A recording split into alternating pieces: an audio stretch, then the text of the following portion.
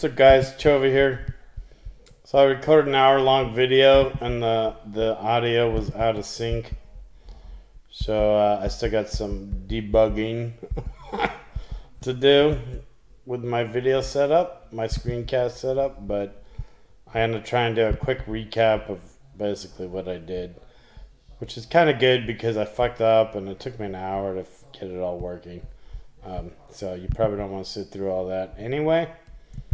But basically, I added Redis to two endpoints, and it's a Node.js project with Koa and MongoDB, and we added Redis, so I have this cache file. You can check this out. It's basically just the documentation. The only thing is I export this get sync, set sync, and keys sync. Sorry, not sync, but async.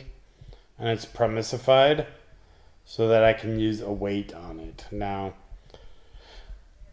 this is kind of funky, but that's the way you do it if you want to permissify a function in Node that isn't promise enabled.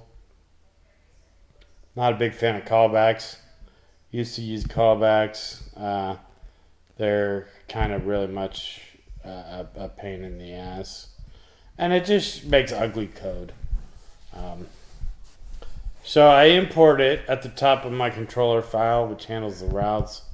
If you want to look at that, I have the routers. So we're going to look at popular. The popular endpoint is inside the read controller. And the popular endpoint is just this guy here. It's just going to give me the most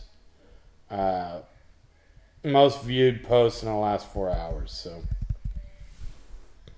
anyway, whoops, that's the UI. Don't need that. So we're going to go in here. Command click to get in there. Or not command. I'm on a Linux, so for me it's control. But if you're on a Mac, it's command. So first I'm going to pull the cache. This is just the key I'm going to use. We'll actually clean this up here a little bit. We'll do that. Key.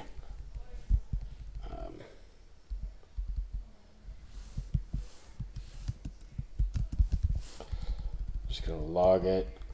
So if it's in cache, we just have to run JSON parse on it because you can't store objects in Redis, only strings. So I'll show you the part where we set the cache. But we get the string with get async, and then we parse it into an object, and if it's there, we're all good. I just log a notice and then return. Set the context body to the result. If it's not there, we're going to fetch it from Mongo. Not a very complicated query. I'm just limiting by any date greater than 4 hours ago.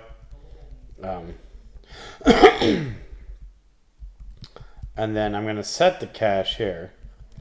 So again, I want to replace this with key. And remember, you have to stringify it when you put it in there. Otherwise, you'll get an error. You'll get like object, I think, actually. So you want to stringify it, put it in there, and then set the expiration date, which it's going to be in seconds. For me, I'm doing 5 minutes. 60 seconds times 5 minutes, and then I'm going to set the cache, log the key just for visibility, and then I'm going to return the data in context body, and we're done. And I did down here for topics too, so we have a little more complicated key. I'm just splitting the list. This can be, your query might look like this. Topics, Linux, comma, get, if you want to see those two topics. So I'm going to use that as a key. I don't want to use a generic key. Always make a key that's based on your data that you're caching so that you don't like overwrite. If 5 people came to the popular endpoint but put in different topics, and I cache it for 5 minutes, only one person will get the right response. So that's just, you want to make sure you're, caching the right thing. So if cached, just parse it, send it to context body, and you're done. Otherwise, we look it up from the DB. We set it, we key, again, stringify, catch if there's an error, and then I cache it for 5 minutes. And then I make a log, and I send the body to set the response body. Okay, so that is it. If we go, we're going to deploy real quick. Whoops, what host name is this? Here's the logs in production. We're going to www.com API, npm run deploy. Now this is going to take a second or two.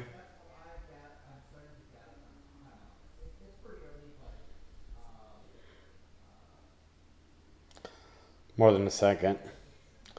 This is why 5-minute fixes become an hour and a half. Literally, my video was an hour, so it took me an hour to cache 2 responses. It's kind of funny because when managers are like, why does it take so long? It's like, well, because now we're using 20 fucking layers of tech. I can't just change a file and upload it to the server. I got to do all this other hard shit. For better or worse, that's what the world's come to. But we're going to wait here. This is the production log. Let's see. This is still running. It's going to run npm modules. It's going to install that. It's going to take a minute or two. So this is the traffic I'm getting. Most of those high frequency requests are my bot, which goes out and checks all my feeder sites every 10 minutes or 5 minutes. So I don't have that many people using my site.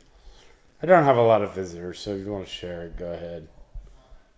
briskreader.com. Okay, I think it's deployed there. We're getting responses here. So we're going to go to popular, reload that. Let's see if we can find the cache. There's kind of too much shit in here. I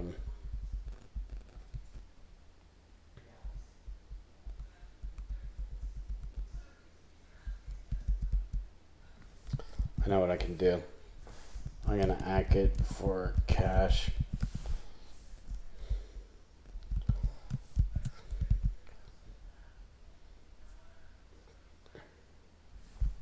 There, see, it got in there previously. Now we're using the cache. If I were to check it again, it would come back with set cache after 5 minutes.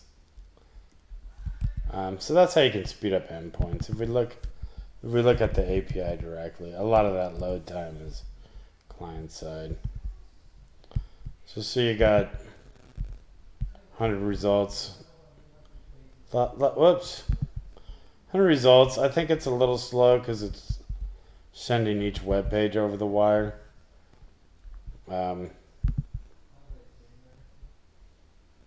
It's not. I took out HTML. So a little slow. My server's 16 core server, but it's got a lot of other shit running on it. Anyway, hope that helps.